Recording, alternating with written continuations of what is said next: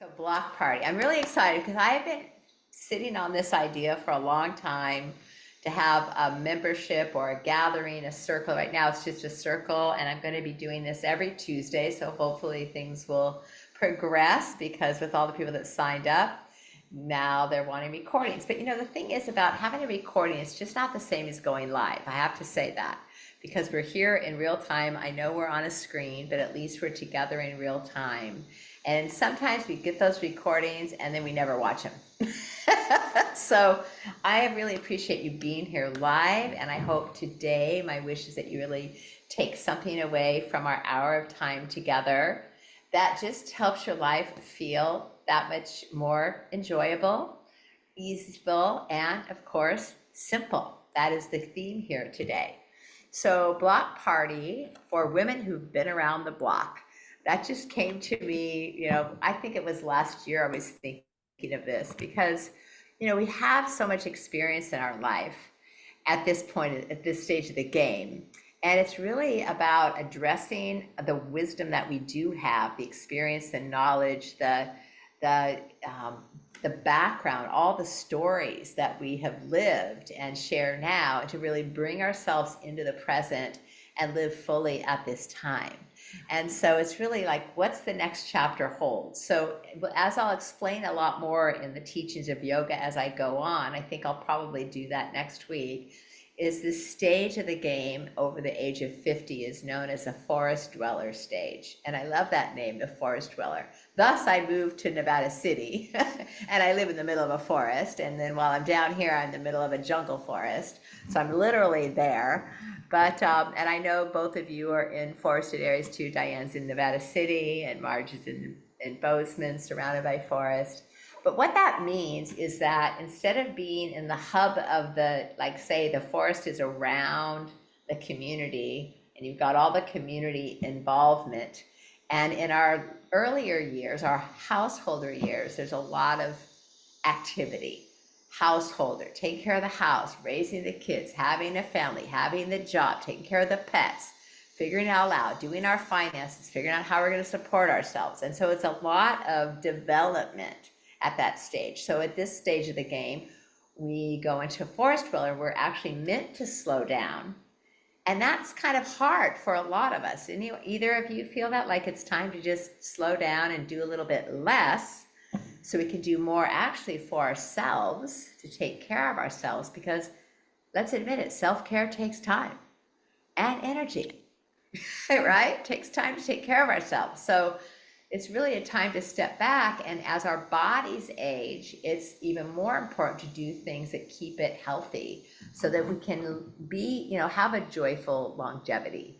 And so simple comes into mind because sometimes it's difficult to go into simplicity if we're really used to doing a lot. So I woke up one day, I've been offering a course, which I'm going to start again the end of October, called Simple Soulful Living. And it's a 6-week course that I meet with everyone live. And it's all about applying yoga, Ayurveda, plant-based diet, maybe a seasonal cleanse. But it's applying all these tools that we know are good for us, all these practices that we know help our health and well-being. But how do we actually do that? And that comes through habit evolution. How do we shift our habits, or maybe come back to a habit we loved, but we've let it go?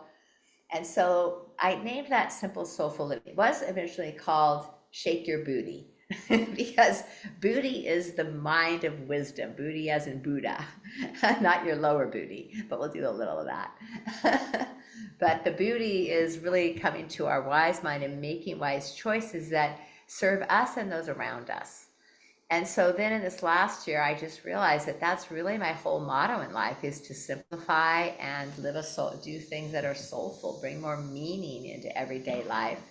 And as we step into this time of stepping back and still being the mentor and the teacher and the guide for our loved ones or our community, it's also a time to make sure we're expressing our own authenticity and bringing forth our own creativity, because that's what keeps us youthful.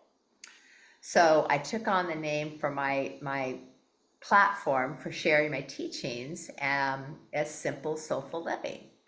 And so I've been sitting with the word simple, and I woke up one day to this acronym, like what does simple actually mean? So that's what I'm going to share with you today. Into this, so simplify to amplify. So as I said, I woke up and I just had this wonderful little acronym come forth so that I could help steer me. So we need things to steer us in the direction of our desires. And this has a lot to do with changing any habit or doing something new in our life, and simplifying is new for all of us that are just, I think for women in general, used to doing multitasking. Okay. And so if we want to pull back, what does that mean? And also simple is an individually defined. What is simple, So let's see, I'm going to pull myself in. So here we go. A meaningful structure to return to again and again. So that's why I like acronyms. So and in yoga, it's known as a mantra. You just keep coming back. Is this simple? Is this the simple choice? And we'll go on next week to one of these weeks on the soulful choice. What is that? So what I did is with this acronym. So we begin with S, and that's spaciousness. So whenever I'm in a practice thinking about how do I want to feel, that word comes up a lot for me. I want to feel spacious. So just take a moment to feel that. I'm going to have you, and this is good timing that you came in, Jenny. Just get comfortable in your seat, hands in your lap, close your eyes for a moment, take a full deep breath in, and we're just going to have a minute of silence. So just feel what it's like to be silent, listening, feeling, and observing.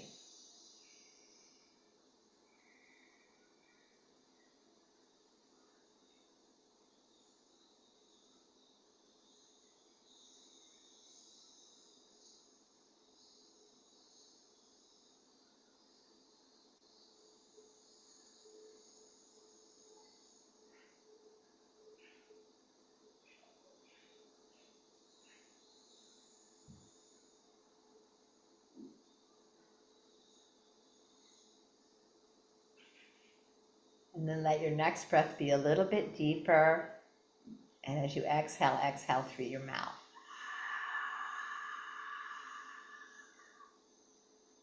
Then open your eyes and come back. Just notice how 1 minute of silence feels. So that's often a really nice kind of way of creating a shift from one thing to another, creating a stillness between if we do have our events that we're going through, sometimes even before you even walk into the door of a new location or someone's home, or get it behind your steering wheel in your car, you could just pause, and maybe not for a whole minute, but even just for a few breaths, just the power of the pause coming into the present moment brings us into the moment, brings our mind in, and now we're paying attention to our breath, which means we're connected with our body, and then noticing our environment. And that alone, do you feel like it creates a little spaciousness? Do you feel a little pause in there? Sometimes it feels a little uncomfortable, like, oh, there's all this space. I don't know what to do with myself. That spaciousness, or maybe you sink into it. So how many felt like you were able to sink into that minute of silence? And I have another practice called scope of awareness, which is that, like really pausing and noticing your outer environment, like even where you are in your home, what's open, doors open, windows closed, and all whatever's happening. And then return to self. Oh, what am I feeling inside myself? Not in my head, but what am I feeling, like my hips on the chair, and then you feel that, and then you go back out. And so it's kind of fun to take that. And I've actually done that in public settings. If I'm feeling a little nervous in a public setting, like I'm not sure where to go or what to do, I let myself pause and notice the environment and just notice it. What's here? What are people doing? How are people being? Instead of me thinking I have to know more. And then I pull that attention back inside. Okay, how do I feel? And where do I want, what am I needing right now to feel even more comfortable in this situation? And that really helps a lot because it helps me pause from my thinking mind of like, where am I supposed to do? What am I supposed to go? And do I know anyone? Blah, blah, blah, blah. And the mind does, right? Blah, blah, blah. That's what it sounds like. Blah, blah, blah, blah. But we pause and then we just notice. I don't know if you ever feel uncomfortable in a public situation. Anyone? Little every once in a while, I get out in public and it's like, wow, there's all this energy. Okay, you want to get out and into the world, but we can get a little nervous. So that really helps if we just pause and breathe. And that gives us the spaciousness to be present, which keeps it out of the busy mind, and then that creates simplicity. Oh, I'm here now, and we'll go on to some other fun examples in our little talk here today. So it's not just spaciousness, spaciousness we think oftentimes physically, yes, but spaciousness of mind gives us spaciousness. Our nervous system can be more aware of what's really unfolding, right?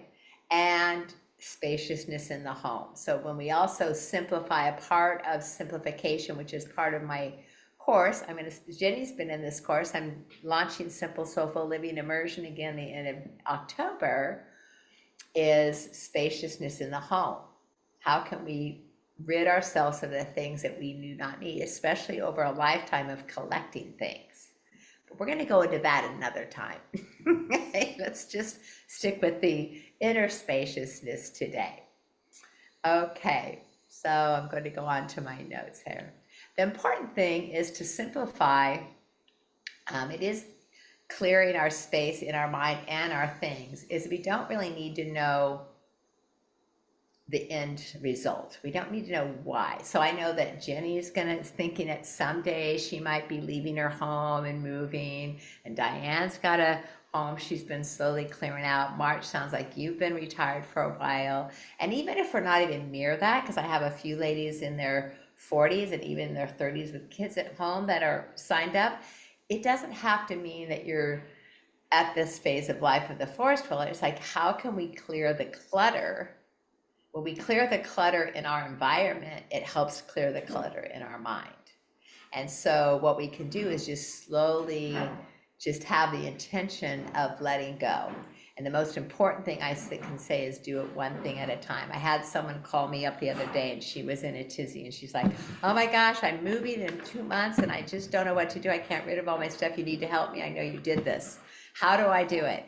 And so we had a chat and that was it. One thing at a time. Don't worry about what you don't know, which is I don't really know where I'm moving.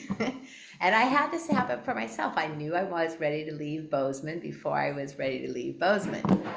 I knew I wanted to go. And so my girlfriend said to me, I was talking to her because she had just done a whole shift, moved out of state to another place. I'm like, how do you do it? She had a big house.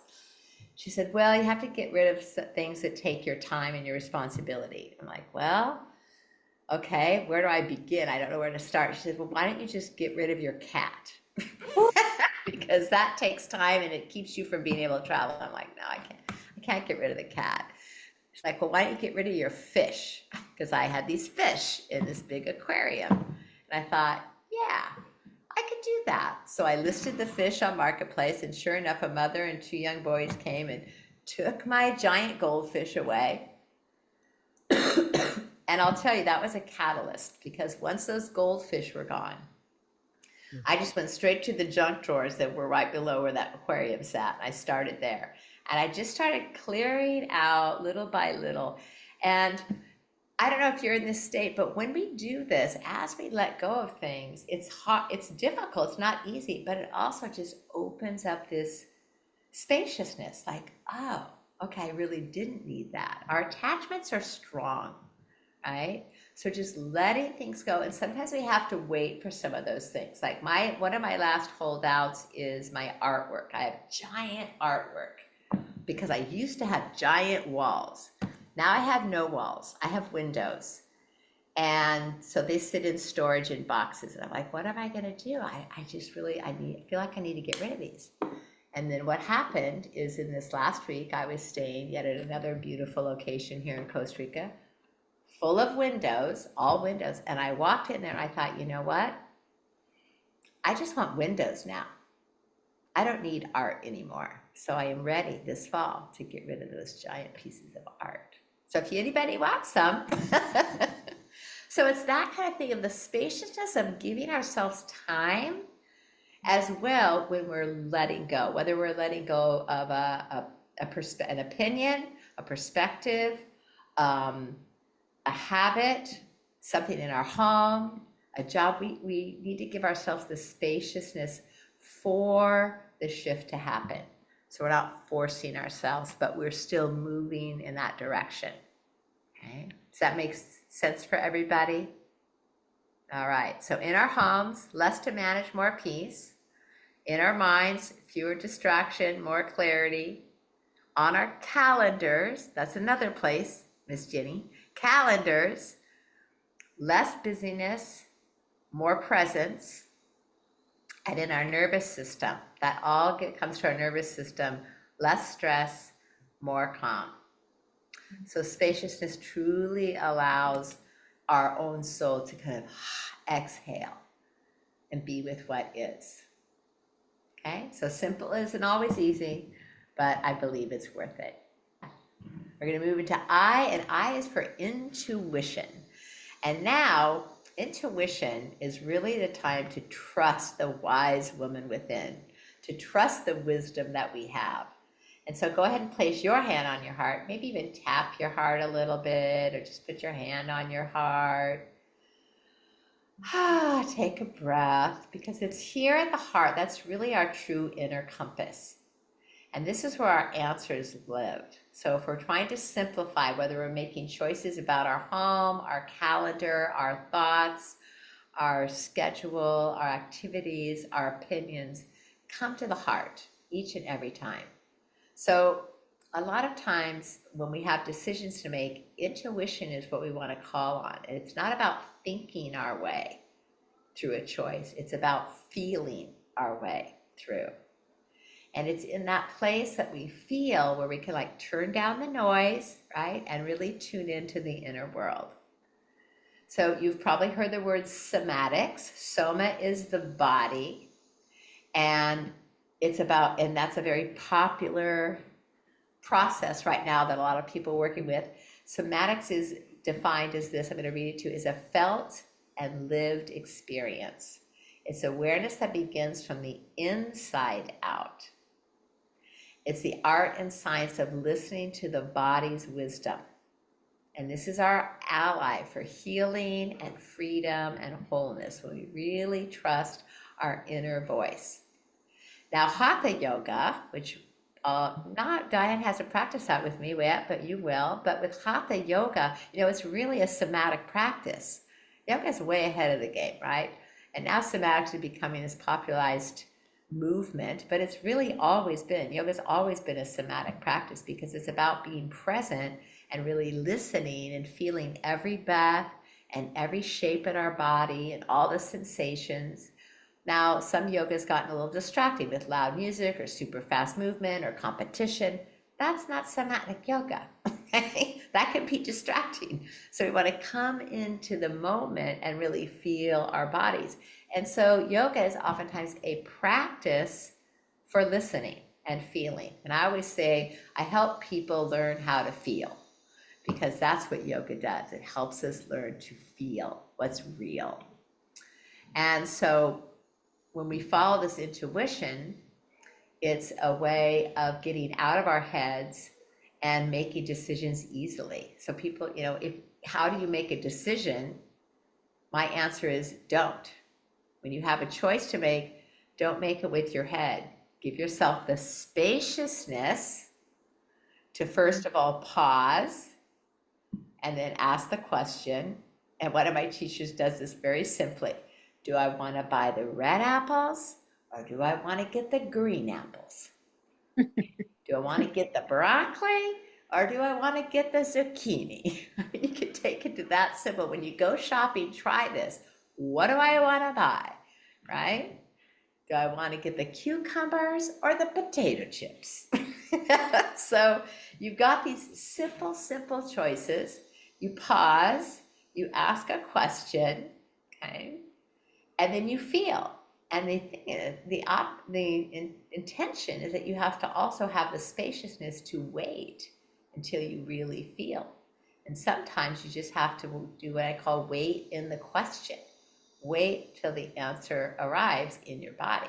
So let's do that right now. So you're going to think of one small decision. We have to, we make like 20,000 choices a day, something like that. We have one small decision that's in your life right now, something low stakes, okay? Low stakes. Does everyone have a little something, a decision you're making? Like I have a retreat I'm considering going to in a couple of weeks, but it's kind of high stakes because it's pricey and I have to leave. But I'm considering it. Okay, so that's like a doing. I might go to this event. Take a moment. You might put your hands on your heart. It really helps to come back to the heart, place of wisdom. Maybe close your eyes. Breathe.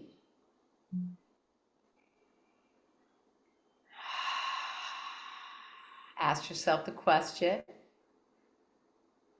Yes, I want to do that. No, I want to do that. And just feel in your body. Is it, for me, it's a sort of leaning forward or leaning back. Or maybe you feel your body relaxing or tightening, expanding or contracting.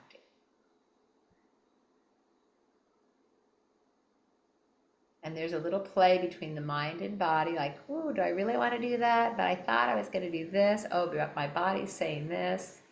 Take another breath. Be in your conversation. Be patient.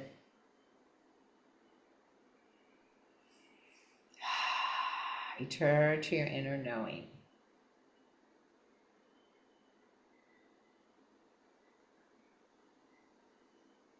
Take a full deep breath in, let it go out through your mouth. Open your eyes. And consider taking this practice with you into your day. Someone asked you to do something. You could pause. I'll get back to you on that. Let me think about that. But you actually mean, let me feel about that. The bottom line is when we make a choice of something, especially something like changing a habit, the universe has a way of completely challenging us. Sometimes what we think we need to do and what our body needs. So if you keep coming back to the body, and for you, Diane, the intermittent fasting, it's gonna, like, oh, my body's gonna feel lighter and I'll get in rhythm. So it's listening to those inner voices. And sometimes we have to have a full conversation and sometimes an argument with ourselves. But come back to your body and how you want to feel. So that's great. So best wishes on that. I'm glad you made that choice for yourself. Which comes to the next stage, SIM. M is mindful, right? So you're being mindful about your choices. This requires spaciousness. It taps us into our intuition. And we move into mindfulness, which is being fully present with everything that's happening inside and out. So now you're like, okay, the water's down, but I really want to fast. So what am I going to do? So we start to find solutions that are going to support the choices we're making. And I do a lot of this. We do a lot of this problem solving in Simple Soulful Living when I do the immersion. Because we're working on a lot of different habits. Each week we work on different habits, and maybe one habit a week, and maybe just a few over the 6 weeks. But people, everyone chooses. But it takes that really being present in the moment to allow ourselves to make a change. So noticing and having those conversations, giving yourself the time to really know the right choice, right? And getting out of our habitual action. So maybe during, just thinking about these things feels a little bit awkward, or like, oh, I'm not quite thinking of the right thing. Our judgment mind comes up a lot, and we try to explain it or we defend it. So we still, again, end up in here, which is why I highly recommend practicing the pause. The power of the pause, which is also known in yoga as meditation. So practicing 5 minutes, and I mean just 5 minutes of meditation a day, is highly beneficial. Does anyone have a meditation practice? But I do recommend small steps. So 5 minutes a day can make a huge difference when it's done on a consecutive basis. So anytime I recommend shifting into a new habit, and I've been doing a lot of that with my strength training challenges lately. Start with 3 days consecutively. And sometimes it takes a week or two to even do 3 days in a row, right? You do one day, oh, that was great. Next day you forget to do it. Oops. So you start again at 1. Then you get 2 days in a row. Third day, you get interrupted for whatever reason. I mean, 5 minutes, but it's easy to forget. You don't do it, so you start again at 1. So you keep going until you get 3 consecutive days. And that just helps you actually get more consistent. And it's not about, it's not a right or wrong. It's just how do you get the ball rolling? And so once you get those 3 days in a row, you can choose your next consistent level. I always say go for 3 weeks, but that might be too big of a jump. Maybe you do, okay, I'm gonna do 6 days. So you might end up starting over and over again with day 1, trying to get 6 days in a row. But the beauty of that is when you get those first 3 days, you have information. You have comparative study. You're like, oh, how did it feel for me to meditate for 3 days in a row for 5 minutes? Because if you never do it, then you never know. So then you can decide, well, it felt too short, or, I needed to do, you just can quantify it and qualify it to make it work for you. So meditation just teaches us to be aware and slowly. It's not about stopping your thoughts. This is really important that I help a lot of people recognize. It's not about stopping your thoughts. Your thoughts will continue. It's about stepping back from your thoughts and just watching. And eventually, if you just watch them, they'll slow down, because it's our attention to the thoughts that keep giving them energy. So stepping back and observing. And then that gives us an opportunity about being mindful in our life, observing other people, listening deeply to the person in front of us, not being distracted. And, we live in a world of distraction now. I'm constantly around people that I'm talking to, and then they pick up their phone, and we're in the middle of a conversation and they look at their phone. Who doesn't like that? I don't like that. Like, hello, we're just having a conversation. But that's our world these days. So in order to help heal that, not just healing ourselves, but healing our world and just our community and our inner circle of giving each other our full attention. So starting simple, listening to your mind, listening to your body, giving yourself that opportunity to access your intuition. Your intuition is very quiet and very still. It waits for you to listen. And that is what brings out mindful presence. But this is one reason we share too, and why I want to have these gatherings is because we do really gain from each other. Someone else's perspective, like, oh yeah, that feels good. And so, excellent, that's a great point. Yeah, so how can we choose simple? And the next one, which I need to roll through, because now it's 11, I still need to get through the second half, but I'm going to get through those kind of quick, is P is for, everybody do this, playfulness. It's not for party. But it's for playfulness. And so it's just really going back and considering, like, what is a playful experience for us? And if we can go back to our childhood especially, or tap into that inner child within us, is or spend time with children. That's why I love spending time with children, because they're so contagious. Their joy of just pure wonder of the world around them. And so, just think about a time when you just were in pure joy. What brought you joy? Was it like playing with friends, or dancing, or painting, or drawing, or playing with frogs, or whatever, playing outside? I remember playing with worms one time and making a whole worm city in the rain and the mud. I mean, these are the things that just like bring joy, because we're just being so present with it, right? What makes your heart sing? And to come out with and remember that this is an opportunity always. We're always invited into a playfulness which allows us to stay youthful. And we tend to not play as much. I know for me, it's actually an intention in my life to play more because I don't feel like I play enough. Does anyone else feel that way? Just play. How do we want to play? So I want you to think about what are ways you want to play in your life. For me, it's I'm trying to take up watercolor, but trying is the word because I barely do it. But there's this part of me that when I do it, it feels so fun. It's just fun. I don't really paint anything in particular, but just getting out the paints and playing. Okay. What other ways do you like to play? Anyone? How do you like to play?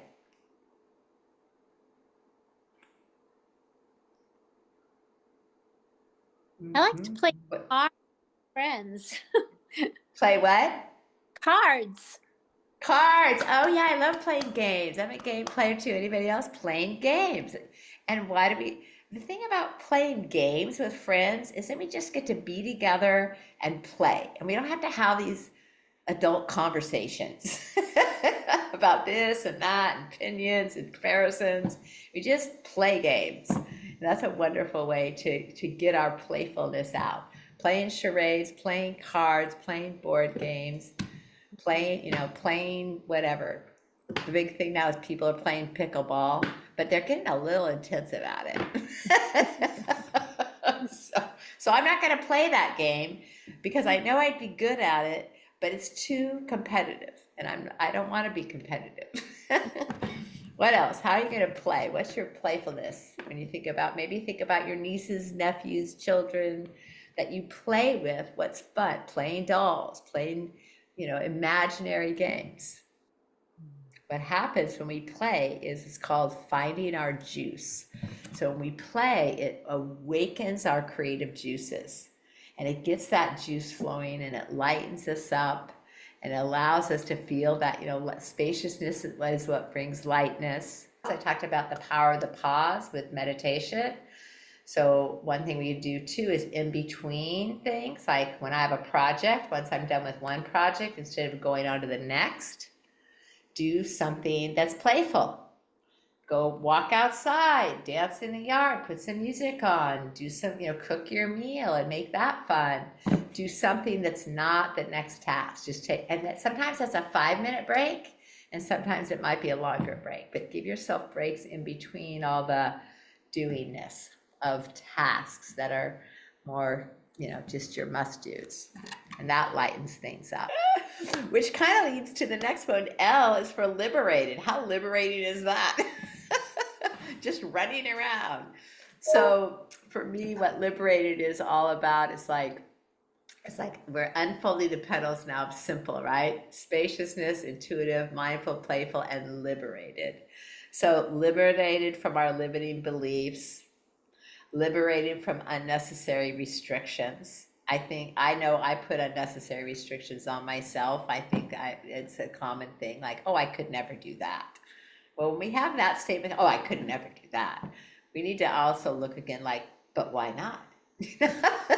Why not? Whatever that is for you in your life, not limiting ourselves with our beliefs and then placing restrictions, and just liberated to express really the freedom that we have. And I really want all of us to feel into that because, not everyone in the world has the amount of freedom that we have.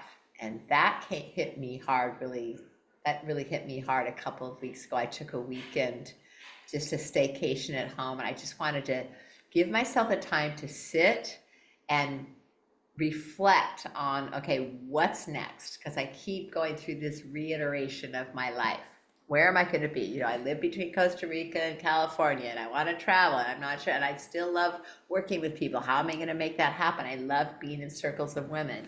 I love sharing the practices of yoga and Ayurveda. I love being together and elevating each other, but I wasn't sure how to do it. And then what really came to me is the beauty of the freedom that I have in my life to make the choices I have. And I believe that all of us here, and most of the women in the circles I gather with, we have a lot of choices. We have an amazing amount of choices, and we have freedom. And when I look at the world around us, just honoring those that don't have the choices and the freedom that we have. And it gave me the inspiration to be like, I need to exercise my freedom because I can. So I need to live with the freedom in out loud, live out loud with the freedom I have instead of like, sometimes I feel guilty for how much freedom I have in my life. And I try and downplay it. And it's like, why do that? Why not embrace it and appreciate it and do something with it? Right? So how are we exercising our freedom? Because we do have choices. And if we start to feel ourselves like limited or restricted, can we look again at the fact that we have amazing choices in our life? I mean, one, being a white American woman, that's an incarnation in itself.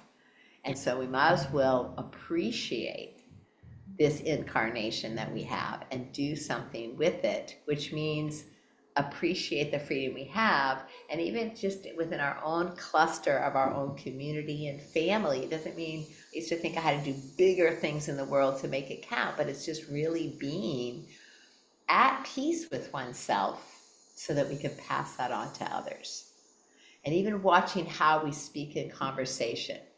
There's a lot of times as humans tend to really connect through criticism and complaining. I see is when we have this liberation that we have in our life, this freedom that we have, is how can we come together more and really appreciate it and affirm it? Like just be able to have this morning to come together and share our time together and think about how can I appreciate my life and simplify it so I have more spaciousness, so I feel, I listen more to my own intuition, and I really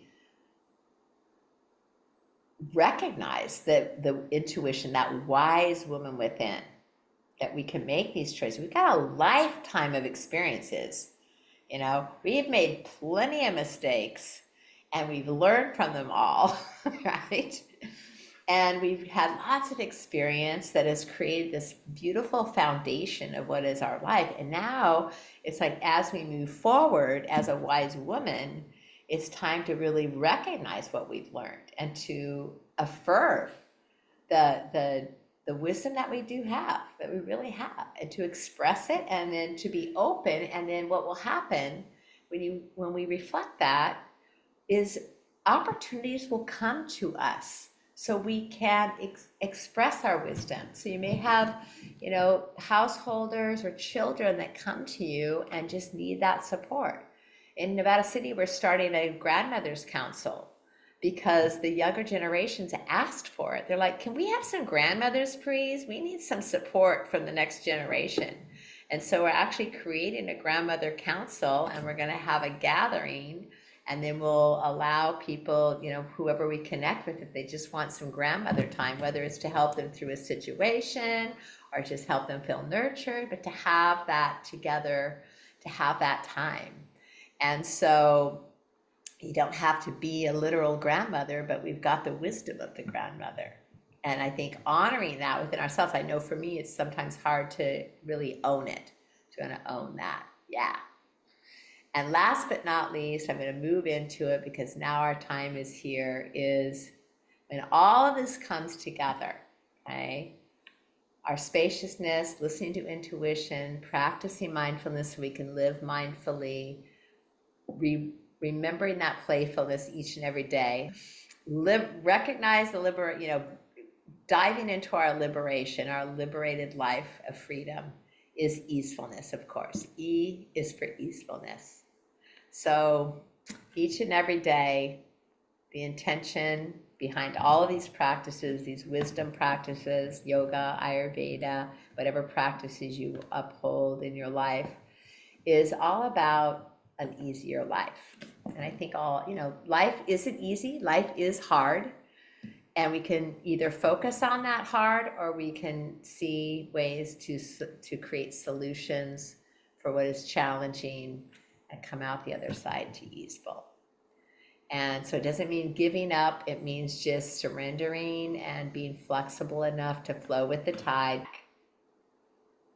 And I just love that saying. I think it's a Tibetan monk about, it's time to drop into the river and flow with the tide and not hold on tight to the sides and fight the flow or try and go upstream, but to just really move with life. And also notice who it is that's moving with you.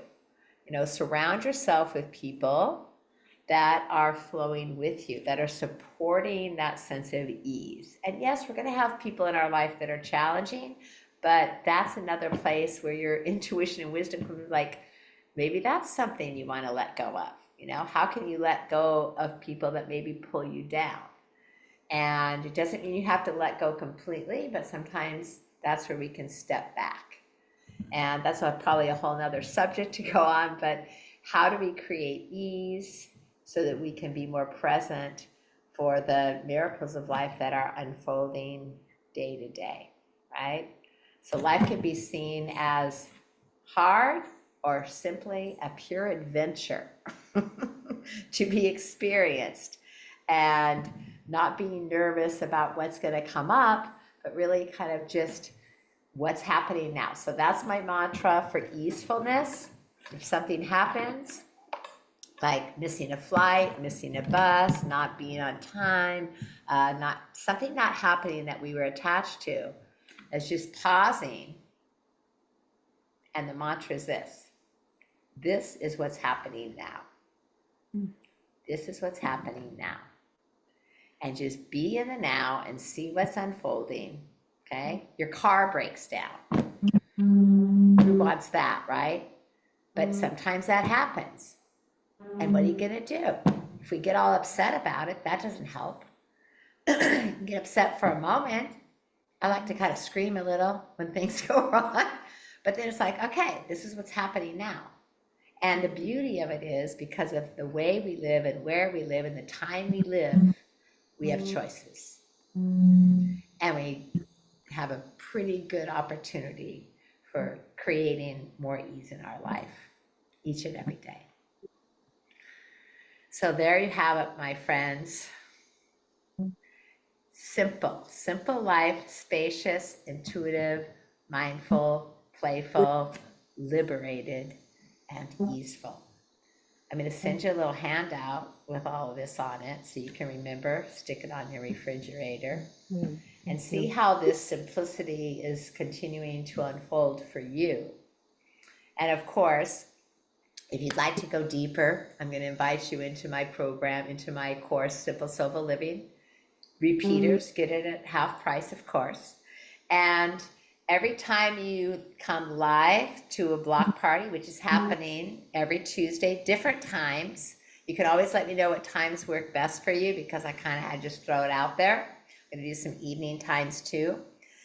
You get a $25 gift certificate to apply to either Simple Soulful Living or Wise Women Wilding, if you want to come to Costa Rica with me, which Diane's doing. But Simple Soulful Living is online. It's accessible to everyone. We meet every week, and we do go into habit evolution and how to apply yoga, the lifestyle of yoga, the practice of yoga, that includes meditation, and Ayurveda, really understanding Ayurveda, which is naturally intermittent fasting, Diane, which is really interesting to see. Naturally takes us there. And we go through those 6 weeks, actually 8 weeks, because I have an intro and a final. But it's a wonderful course, so I'll give you that credit. You can use it however you want. And if you come to all the block parties, that's $150 worth of credit you got. So I'm wanting to encourage you to come together, keep showing up, keep simplifying, and really amplify. Amplify what really matters. So for me, simplify allows us to amplify what truly matters. Yeah. Thank you so much for being here.